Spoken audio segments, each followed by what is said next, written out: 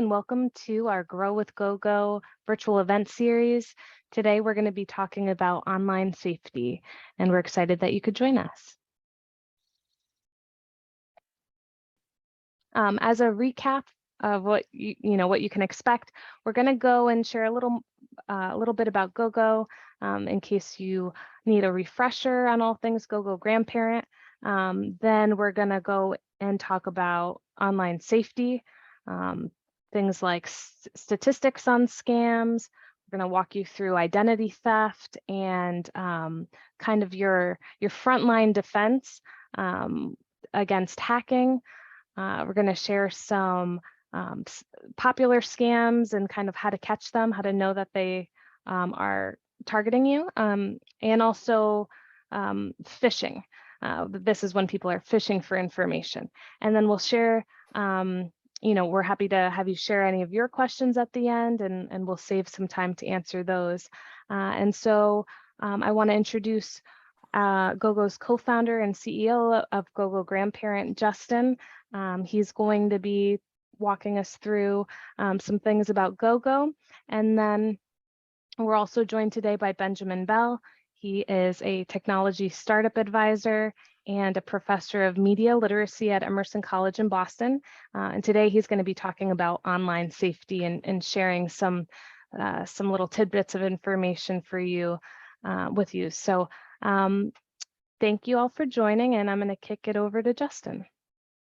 Thanks so much, Cassie, and thanks to Professor Bell for joining us today. I don't want to take up too much time. Do want to talk a little bit about GoGo and where this Grow with GoGo series is coming from.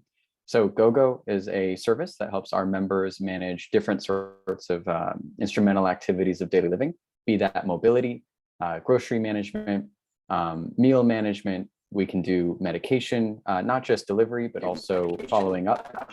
Oh, I'm hearing an echo. I think that, okay, that's better now. Okay, great. Sorry about that. So medication, not just delivery, but also follow up and making sure that you're not running low or anything. Just recently, we've launched a new service that we call Home Services. You can work through GoGo to find a trusted vendor in our network that's able to provide, oh, thank you, Cassie, for bringing this up, that's able to provide different sort of home chores, anything like mowing a lawn, but also small, like screwing in a light bulb. And we've been excited to offer these services across the United States. We have clients now in tens of thousands of US cities and towns, and really excited to be helping people extend the amount of time that they can live independently in their home. This program, oh, that's right, thank you. So if you are a current client of GoGo here, I just want to make something known that we have a program where if you're referring a friend, we both give a credit to the friend that you're referring, as well as to you, the referrer. Everyone that's a GoGo member is given a unique code. That code shows up in email receipts. We actually physically mail it to you. And anyone that you tell about GoGo that uses that code, when they sign up, gets a discount on our service. And then you also get $10 in GoGo credit that can be applied to any trip. So we've mainly grown through organic referrals and people communicating with their friends about the services that they received. We're really proud of that. And this is our way to say thank you to folks that are spreading the love about our service. Excuse me. This series came around a way to engage more with our members. We have hundreds of thousands of people that have interacted with GoGo since we started in 2016. They've always been, kind of requesting services from us. We wanted to see if there was ways that we can create a greater sense of community, gives us an opportunity to interact more with the people that are using us, get some FaceTime with people, say hello. We wanted to create this free events and programming series so that we can just do whatever we can to enrich our members' lives, as well as get more FaceTime with them. So thank you all for being here and for doing that. Some stuff that we've already done some really cool things. We did a how to use Zoom. That was sort of our foundational event. Last month, we did a combating ageism in the media and in our own lives. I learned a ton from that. I've also had a chance to preview the workshop that we're doing today on online safety. And I got some huge takeaways from that too. Really looking forward to this session today. But just to preview what's coming up, we have a poetry workshop next month. We're doing a chair yoga kind of series in September, some strength training in November, and we have a cooking class in December. So the last few things have been more presentation based. We've been really encouraged by the number of people that have come to attend those, and we want to start doing a little bit more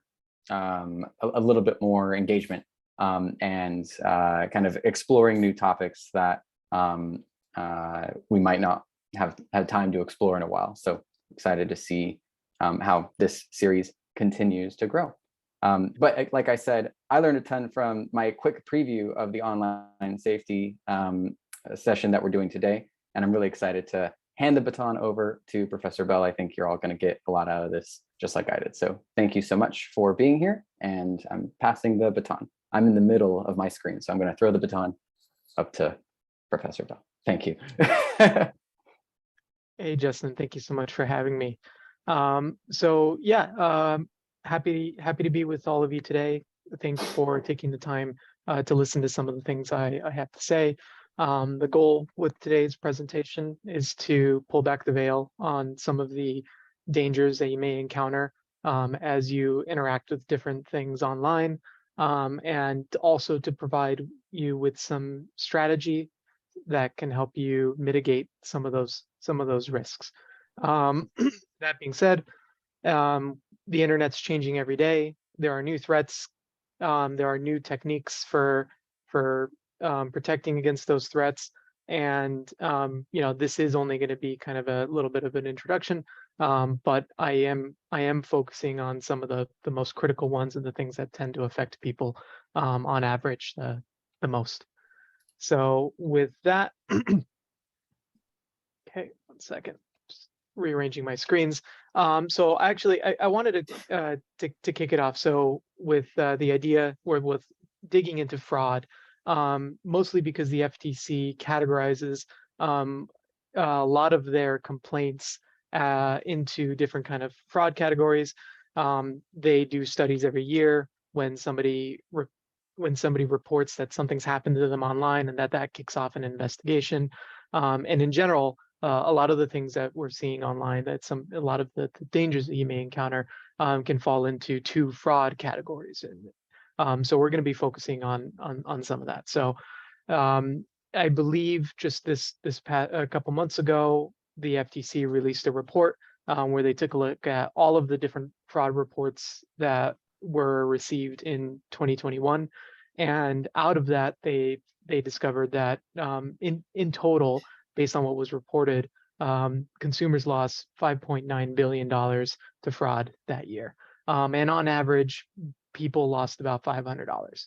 And some of the, if you're interested in this report and all the details, there are links later in the presentation for the links to the actual report from the FTC.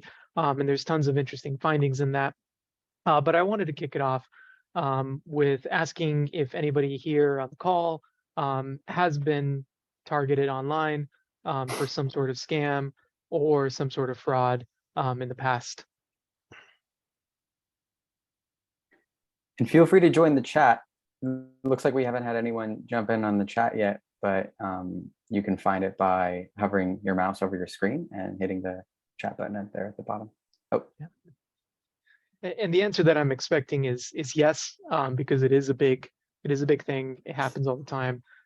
In the real world, there are people out there trying to take advantage of us, trying to make a buck, and that's no different on the online world. And the reality, though, is that a lot of those dangers are related to habits that we have on a daily basis. And these habits are things that affect people of all ages, affect people of all backgrounds, and all kind of computer illiteracy. 81% of hacking-related breaches use stolen passwords and or weak passwords, right? It's not a van, observing you down the street and watching your internet traffic and then trying to hack into your accounts. They're just using proven techniques that allow them to get a quick buck. Cool. Some of the things I'm seeing in the chat. somebody's been targeted 3 times in the past 3 years. That's actually pretty good. I'm constantly getting emails, text messages, and phone calls for various scams. I would probably say I'm being targeted once a week, at least on the phone. Somebody's claiming that my PayPal account has been charged for something I didn't order. Yep, that is a classic one. I've actually had family members dealing with that. It looks like we have somebody who's already familiar with the term phishing. So that puts you ahead of, I think 66% of Gen Z who do not know what the term phishing means. And if you don't, that's okay. We're going to learn about that today. And, you know, at a minimum, by the end of this presentation, you'll have some tips that will help you avoid this common hacking technique, which is using stolen passwords and weak passwords. It'll put you in a position where you have better online habits than 78% of Gen Z users who use the same password for several online accounts. And it'll also put you in a position where you know more than 66% of Gen Z people do, as far as phishing and online scams go. So digging into that stat a little bit, you would expect that people are being targeted often based on their technology or their age and whatnot. But what we're seeing from the FTC data is that, at least in terms of reporting goes, 41% of most fraud reports are coming from people ages 20 to 29. And you put that together, you're looking at 50% of 50% of most targeted age groups being people under the age of 50, under the age of 30 in some cases. But it is affecting people differently based on their generation. On average, people 80 years and older tend to lose more money to scam and frauds. People are also targeted in different ways and reported falling victim to different types of scam.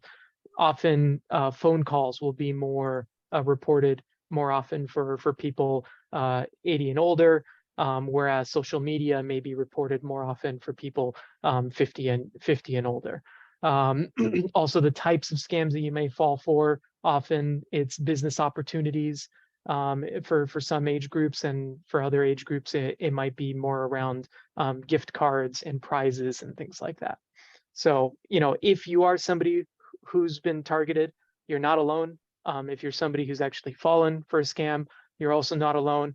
It's not something that we should necessarily be embarrassed about. It will happen to all of us, or it has happened to all of us. But the best thing we can do is try to learn more, learn to see how we can recognize some of these patterns, and then try to be in the top 20% of people who have difficult time getting targeted by some of these techniques. So perfect. So for today's conversation, like I said, online safety is a big topic, but we're going to be focusing primarily around fraud and on online fraud. The FTC categorizes them into 2 different groups. So you have identity theft and scams. And in identity theft, this is situations where maybe somebody is taking credit cards out in your name. Maybe somebody's impersonating you and signing up for accounts on your behalf, taking advantage of your social security, taking some of your social security benefits or unemployment benefits and various services like that, or in some cases performing loan or lease fraud in your name. On the other side of that, on the flip side of that, the second category, scams, often these will take the form of people pretending to be somebody else in order to get money from you, people charging you things that you didn't actually want to be charged for, or finding ways to charge you for things that you never bought, pretending that they have a business or a job opportunity for you, pretending like you want a prize, a sweepstake, lottery, a gift card scam. In general, a lot of the real world lessons that we kind of love to go by can be applied still in the digital world. So you shouldn't feel like you can't trust your gut instinct sometimes around things like, well, if something's pretending to be free lunch, they're probably lying, right? There is no such thing as free lunch. And that's true online as it is in the real world. Even so, I'm going to go through, we're going to go through and spend a little bit of time on identity theft and a technique that should put you in a category that makes it harder. And then we're going to also spend some time digging into those various scams. So while I have you, actually, are there any particular scams that we've heard of? If you have examples, throw it in the chat. Yes, IRS scam from Justin. That's a common one. None of us want to get a call from the IRS, right? But chances are, if you're getting a phone call and not a certified letter, it's probably not the IRS. They're probably trying to trick you. So we'll learn how that falls into that. Okay, and then I'm getting a direct message from Marianne. Yeah, we'll make sure that you get a copy of this presentation. If there's any chance you can send your email over to Cassie Batista, who's also in the chat. She'll make sure that we have your email address and we can get it back to you. Social Security is a common one. Yep, very often, right? So very often, so all of those would fall. So IRS scams, Social Security scams, those would fall into imposter scams, right? Somebody pretending to be an organization that you should have interactions with, and then trying to actually either, in most cases, they're either trying to get information about you so that they can go do identity theft, or they're just trying to get your money, pretending to be some of those organizations. All right, so let's kick it off. So identity theft. Identity theft is not something new to the world of technology and the internet. It is specific to crimes related to somebody wrongfully obtaining or using personal information. It usually involves somebody, involves fraud or deception, and generally economic gain. The FTC categorizes it into 3 different groups. So you have things where you have shoulder surfing. Sorry, the FTC says that there are 3 different techniques that are used to steal your information in order to pretend to be you. In the real world, you have shoulder surfing. So if you're ever on a conversation outside and you're providing personally identifying information, somebody who's hearing you, who's targeting you, maybe you're listening so that they can collect that kind of information from you, or maybe they're looking over your shoulder as you're filling out documents, etc. That's not really something that you see per se on the online world. But the other 2, information theft and phishing, are 2 common techniques that are used to steal your identity. So rather than going through your trash and finding pre-approved credit card applications, they might actually be looking for passwords of yours that have been leaked online, passwords that may be were made available as part of a website getting hacked, and then trying to use that to log into your accounts to steal your information, or the technique phishing, which actually some of you mentioned that you already recognize, which is where somebody is sending you some sort of spam or email or text message, sometimes even a phone call, with either enticing or scary messages, and then using that to attempt to collect more personal data. So today, one of the techniques I have to walk you through today, and if we could jump over to the next slide, is how to defend against identity theft using what I like to call hacking defense 101. And now, if you remember from the very beginning of the presentation, I mentioned a number: 81% of hacking attacks involve stolen passwords or easy to crack passwords, right? And that's because in many cases, hackers and scammers are trying to make a quick buck. It is still they are still looking for some return on investment. And in the world of cybersecurity, there's tons of different types of hacking, and there's 2 types that most of us might encounter: targeted attacks and opportunistic attacks. In most cases, Unless you're living a life much more interesting than most people, you will not be subjected to a targeted attack. And a target attack, somebody is going after a person, an application, a system, and time isn't really a problem. They can spend as much time as they want to break into your account and get in there. Most of us fall into the situation where we're being targeted by opportunistic attacks. And that is because of our habits, we are doing something that the majority of people do, and it makes us easy to be hacked. And so today, with a little bit of proper, what I call password management, you can actually protect yourself against 81% of opportunistic password attacks. Awesome. Thank you, Ben. And I think we might actually have a question. Do I see a question from Justin? I don't see one yet, but I do have a hand up. Oh, I used no problem. Thank you so much, Cassie and Professor Bill. I raised my hand, and anyone else can raise their hand using the reactions feature in Zoom. If you hover your mouse over your screen, it's a few icons to the right of the chat, but there's a way to, it says reactions. You click on that and raise your hand if you want to speak. But could we go back a slide? I had a quick question about one of the pieces that you, there it is. So for information theft, just to make sure I understand that point, if a website that I signed up for 10 years ago has a hack event, how would a scammer use the hack of that website to get access to like my online banking information? Why would that website be connected to my online banking information? Right, and generally the thing where something like that would be connected relies on you having certain habits.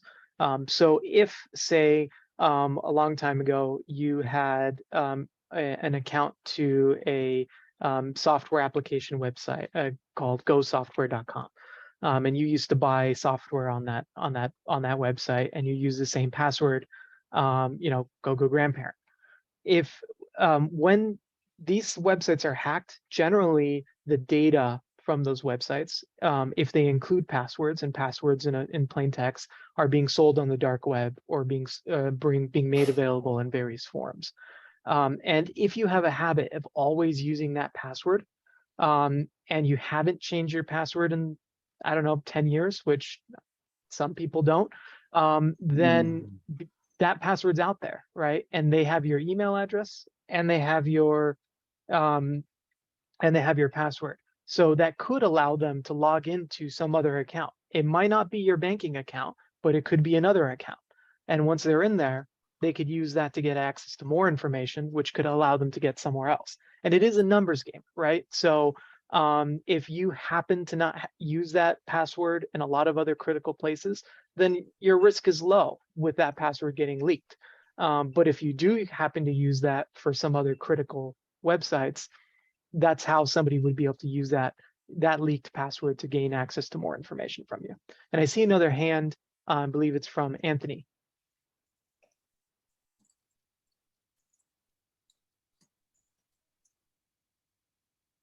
No problem, Justin. Anthony, I see your hand raised. If you want to go ahead and unmute and ask a question, feel free.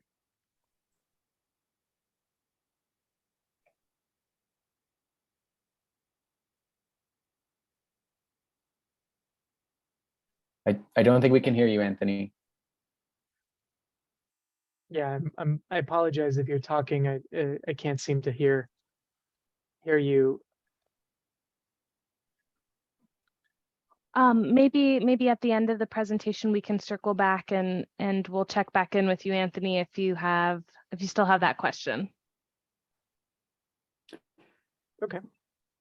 Sorry for derailing us. Thanks so much. Nope, that's great. And actually, your question shows you how, in many ways, or actually is a great reason why I like to use the bear analogy for hacking and for online safety, right? Because the reality is with most safety, it's mostly about time not about impossibility. Computers are really strong. Hackers have lots of advanced techniques. We have a lot of information out there. If a bear is chasing you, it's not whether the bear will catch up to you, it's how long it will take them to catch up to you. And that's the same with hackers. If hackers want to get into your account, it's a matter of time before they can get some of your information. And so a lot of the same street smarts that apply to avoiding, outrunning a bear applies to online safety. You really don't run away from a bear. You just have to run faster than other people who are also running away from the bear. You want to be in the group of people that are a little bit harder to catch. And because you're a little bit harder to catch, it doesn't make as much sense for hackers to actually go after you. So that means being aware, that means being protected, and that means recognizing the threats so that you can avoid some of those common pitfalls. Beautiful. So what can you do to protect against most opportunistic attacks that result in identity threat? So in many cases, because the majority of hacks are related to people having bad password management habits, you need to practice good password management habits.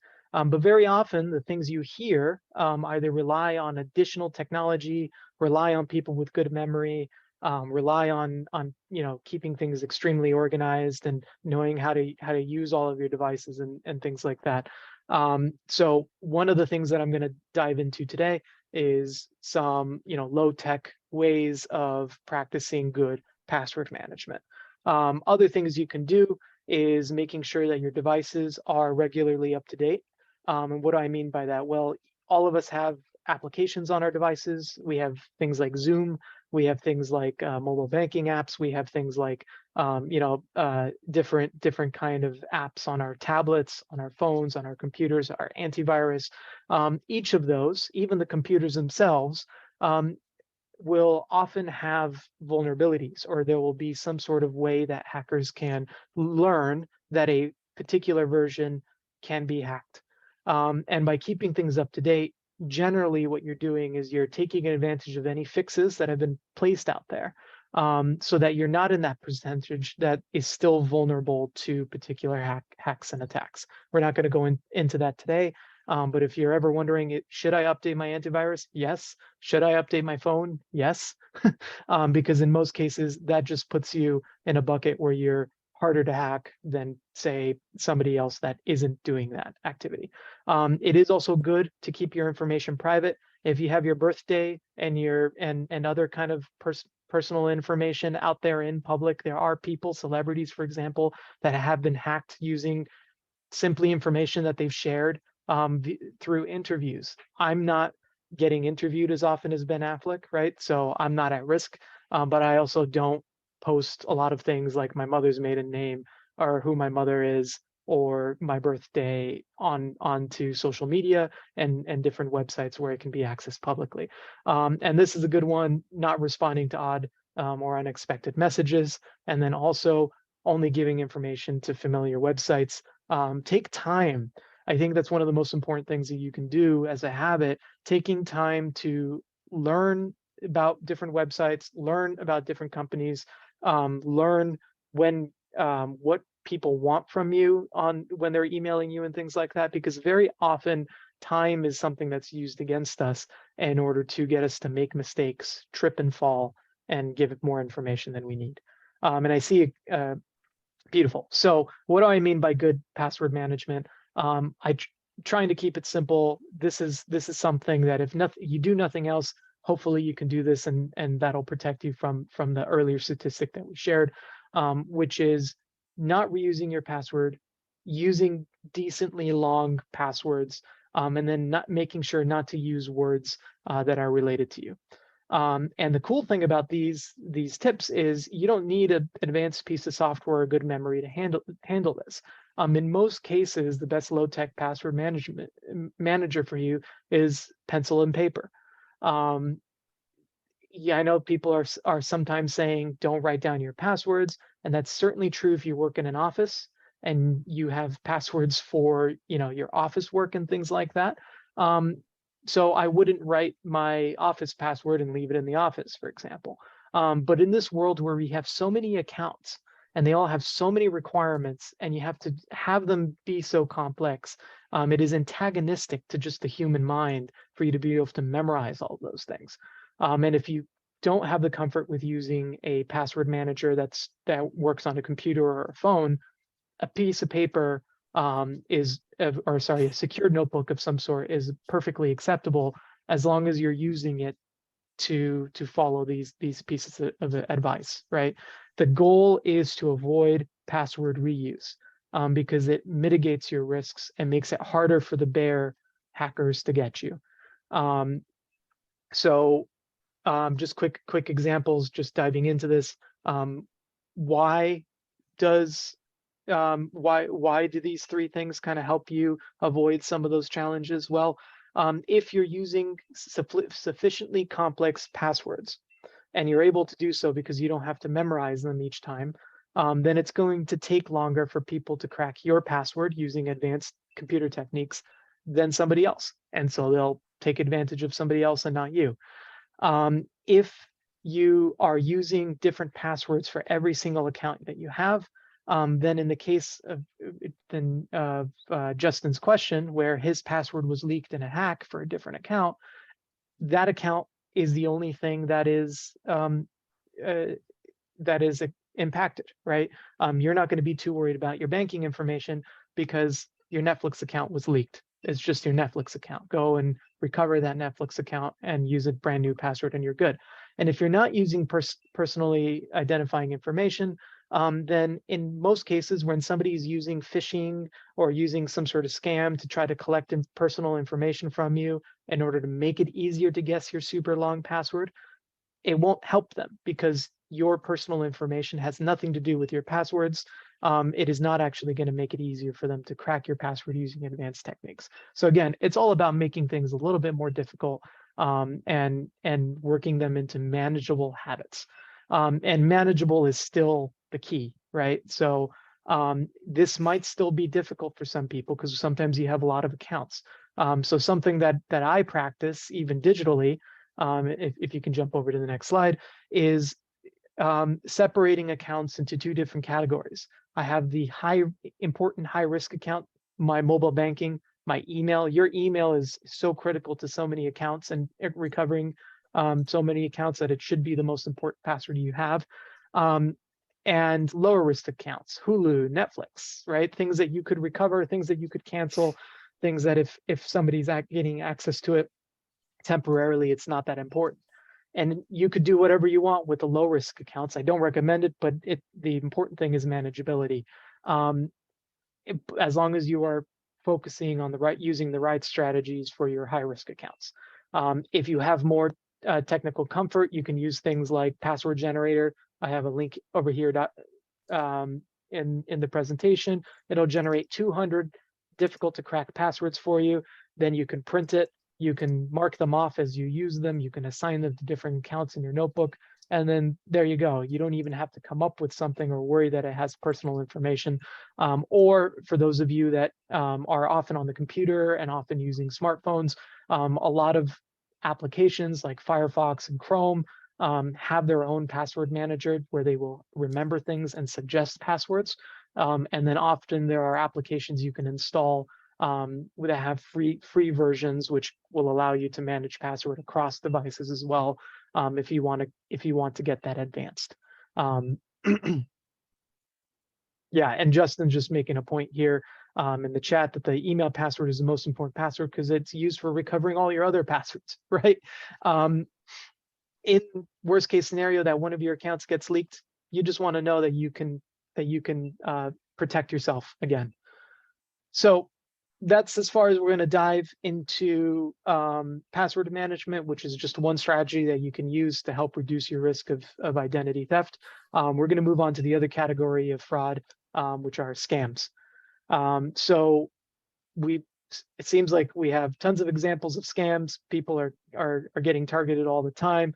And yeah, often those top 5 categories are, prizes, sweepstakes, lotteries, internet service, and business opportunities. If it seems like these are, have some similarities, it's because they do, right? They're trying to convince you that something magical is coming your way. But if it seems too good to be true, it probably is a rule of thumb that I have with scams. Next slide. So in general, I use a couple things to justify in my book whether something might be a scam or to help me recognize them, right? So in general, when somebody's trying to scam me, they're going to be pretending to be from an organization I know, or relying on the idea that I don't actually know enough about the organization to question who they are. They're also going to convince me or try to convince me that there's some sort of problem or prize. There's going to be some sort of pressure because they want you to act quickly. And when you're thinking about acting very quickly, then a lot of the logic in our own brain just kind of goes out the window. You start to think about the impact of not accomplishing the task, and less about whether the task is something that you need to do. And often they're going to ask you to pay in relatively peculiar ways. I'm generally wary of anybody who's not going to let me pay by check or let me go in and pay by credit card or debit card, right? If somebody wants me to go to Walmart to purchase Amazon gift cards in $15 increments, there's something weird going on here, right? But one of these by themselves may not be a sign that something's a scam. Often it requires one or two of these things being picked up. But I always like to wonder, what is the motivation behind this piece of content? And if this piece of content is trying to use fear, trying to use curiosity, trying to use greed, or desire to please in order to convince me to do something, then this person has a malicious intent at heart. And chances are that they're trying to scam me. Another usual one, and I get a lot of text messages like this where somebody says, "Hey, it's Frank, do you remember me?" And then before I know it, if I respond, they're asking me to buy them gift cards. Scammers will often send you messages that are unsolicited because they don't actually know you, and they're counting on you just being willing to respond and prove that you're an actual living person at the end of an email address or a phone number, so that they can use these techniques to grab you and to take advantage of you. So here's a cool example. I think I saw examples in the chat where people were referring to televisions that they were being told that they had ordered and that they were going to be charged money, right? Generally, some scams will pretend to be an organization, and sometimes they're effective if it's an organization that you might shop at. You might actually shop at Best Buy. You might actually shop at Costco. And in which case, this accidental email over here is going to seem more likely to be correct. But the things that I want you to learn to recognize, because a lot of these techniques are valuable for defending against phishing as well, is looking for things that don't make sense. If Costco was actually emailing you, it would not be coming from manager@cbcbilling.com, right? It would be coming from Costco. If Costco was actually trying to deliver something, when you log into your Costco account, you would see it in your account. Or if you called Costco, they would be able to find the order using your information.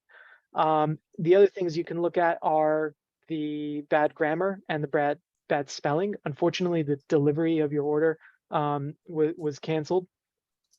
Okay, that looks fine, but that seems like if you don't remember placing that order, then something is probably wrong. You will be paid your money back less 21%.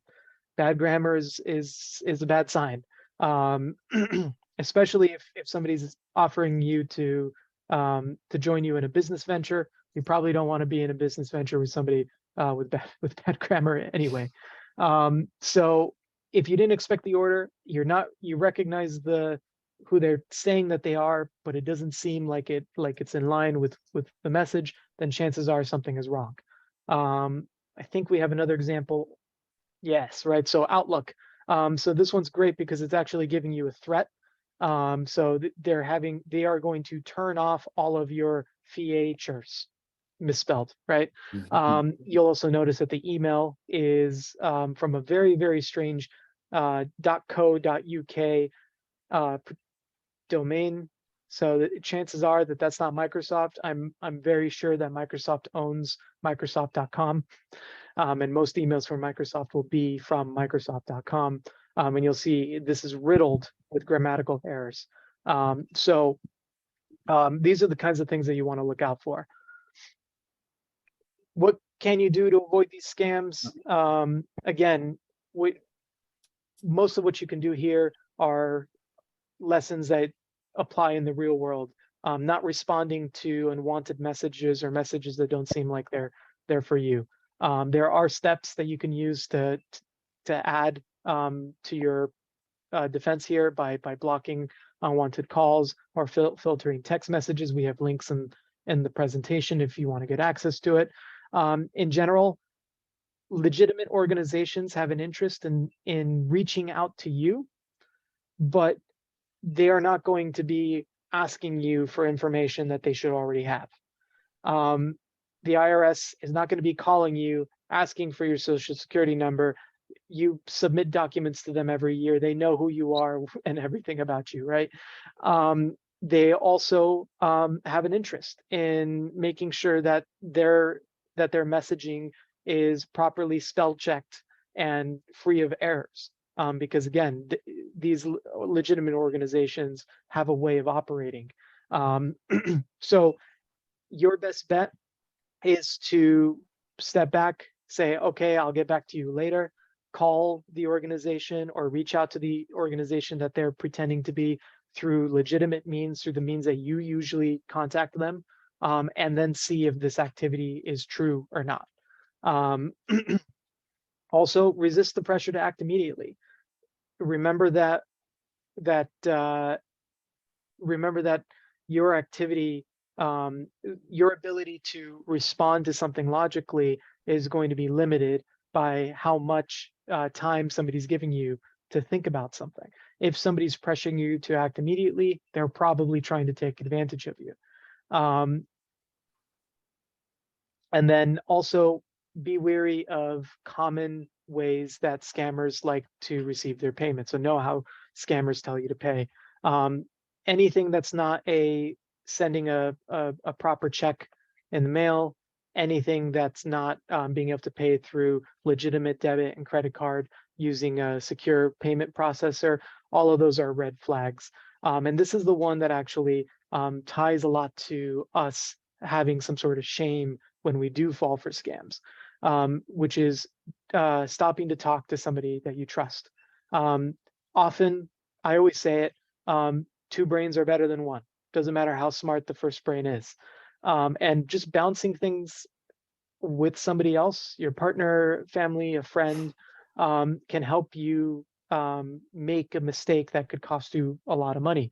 Especially if they're pressuring you to act immediately, it's because they want to isolate you. They want to restrict you to only being able to think about something using your time pressure processing ability, which is unfair. They're trying to put you in a disadvantaged situation.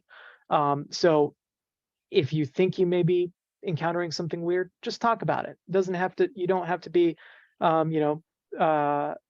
too stressed out about it, but talk about it with somebody. Does this seem weird? Is this okay? As well as if you have fallen victim already to a targeted attack, definitely talk about it. Talk about it early, talk about it often. There are some things and some scams where if you're able to, respond quickly enough, so you may be able to have access to services to help you in some of those situations. So don't be afraid of talking about that. So based on what we've learned here today, what are some of your ideas? What are some good habits that you can have to help protect you from scam? Feel free to throw it in the chat, raise your hand.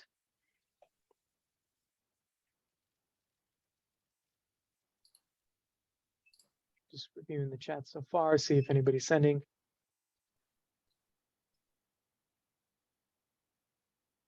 Don't respond to messages from people I do not recognize. Yep. That's a good one. I was sharing earlier that my grandmother sometimes receives calls from people pretending to be me, and saying like, "Grandma, I got into trouble last night. I need some money sent. Can you buy 10 iTunes gift cards and send them to this address?" Which in and of itself, to your point, doesn't make sense. But what we've done now is when it's actually me calling her, she has a password phrase that she makes me say before she'll tell me like how her day was and stuff. And so we've been doing that for a year and a half now, and the calls keep increasing, but she still hasn't been, she's outrunning the bear, to use your terminology. Exactly. And my parents, who are older adults, also get those kinds of calls, but my mother is a little bit harder, and she generally tells them that she thought she raised me better, and that good luck in prison. Yeah. Cool. So I'm not seeing too many examples, so we're going to jump real quick just because we have only 10 minutes left. And jump into phishing, right? So phishing is a particular technique. It's similar to scam, but often its goal is to glean more information from you. That information might be used for identity theft. That information might also be used to try to hack you or gain access to additional accounts. Again, it's about outrunning the bear. So some general rule of thumbs for recognizing phishing. Is it a message that you expected? Is it an order that you actually placed? Do you have enough time to calmly address whatever the email is about? Or are they, again, pressuring you? Can you reach out to the person or organization another way to confirm the request? If the CEO is asking me to do something outlandish at my company, I'm probably going to give them a call and say, "Are you sure you want me to go right now on company time and buy a bunch of gift cards?" And then also have a little bit build a little bit of skepticism around things that seem weird or off, right? So if something is off or odd in the email or the website it's linking to, chances are that something sounds fishy or smells fishy.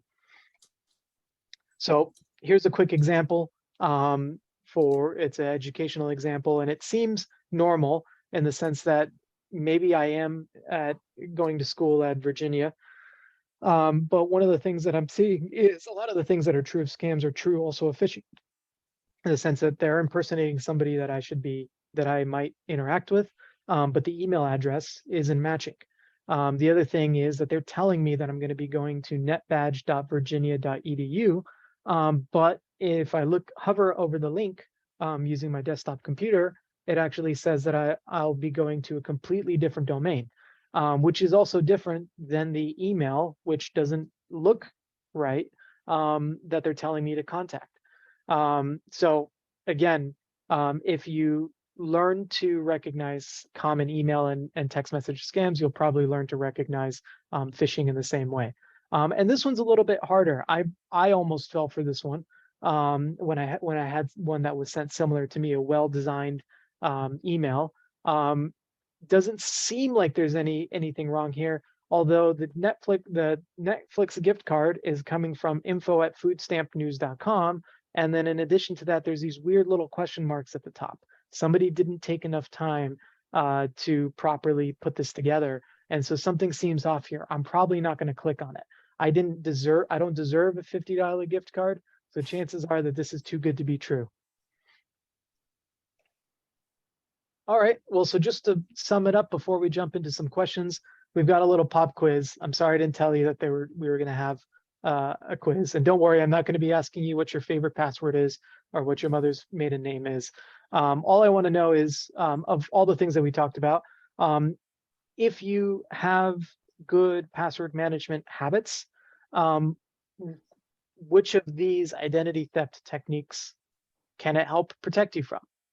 Is it shoulder surfing? Is it information theft? Is it phishing? Is it all of the above? Or is it only B and C? And if you know the answer, go ahead and throw it in the chat.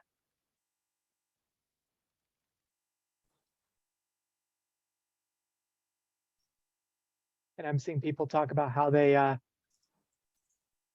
regularly report spam texts. That's great.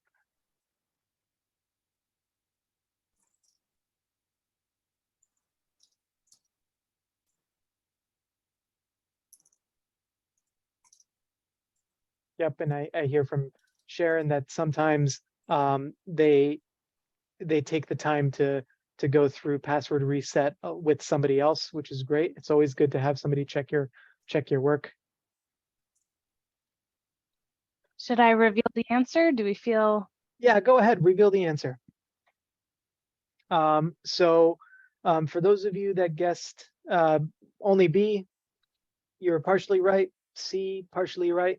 If you guessed E though, which is a combination of those two, then congratulations, you're a cybersecurity expert. You could your password management is probably not going to protect you from somebody looking over your shoulder while you enter a PIN into the cash register, or while you talk about personal information outside.